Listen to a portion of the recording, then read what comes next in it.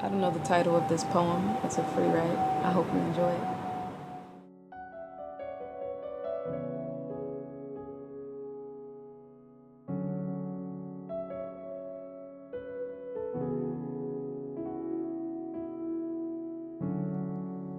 The thing about time is that it always comes back around. A finger pointed too early in the day can be pointed back at you in your darkest hour.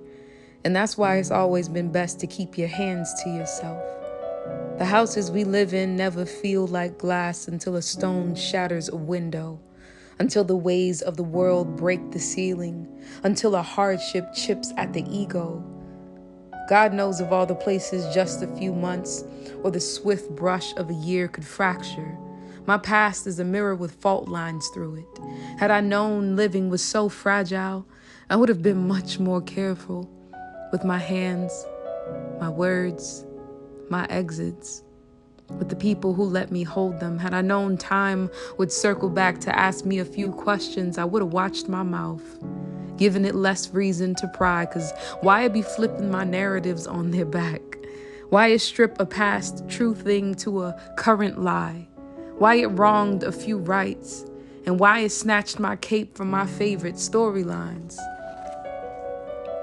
In the grand scheme of growing, you gotta be the villain somewhere.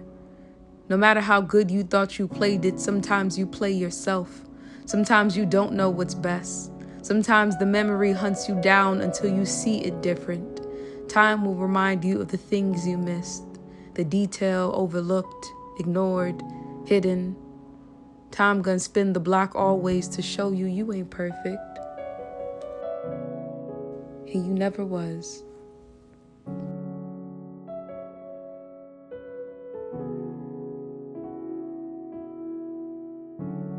If God showed us all of our sin all at once, we would be crushed.